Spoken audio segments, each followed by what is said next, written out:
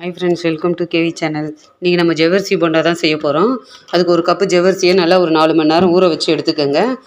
அதை ஒரு கிணத்துல போட்டு நல்லா பிசைஞ்சிக்கலாம். நம்ம அதை பிசைஞ்சிட்டு வேக வச்ச உருளைக்கிழங்கையும் அதிலே போட்டு நல்லா மசிச்சு விட்டுக்கலாம். கையில் நல்லா அதை பிசைஞ்சிக்கலாம். கட் பண்ணி வச்சுருக்கிற கொத்தமல்லி, பச்சை மிளகா, வெங்காயம் இதெல்லாம் பொடியாக கட் பண்ணி அதில் சேர்த்துக்கலாம். தேவையான அளவுக்கு உப்பு போட்டுக்கலாம். அதையும் நல்லா கலந்து விட்டுட்டு 2 ஸ்பூனு அரிசி மாவு, 2 ஸ்பூனு கார்ன்ஃப்ளவர் மாவு போட்டு கலந்துக்கலாம்.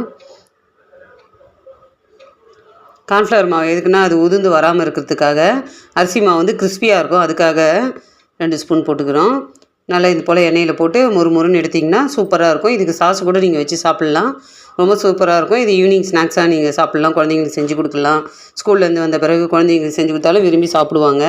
இந்த வீடியோ பிடிச்சிருந்தா லைக் பண்ணுங்கள், சப்ஸ்கிரைப் பண்ணாதவங்க சப்ஸ்கிரைப் பண்ணுங்கள். அடுத்த வீடியோவில் பார்க்கலாம். பாய்.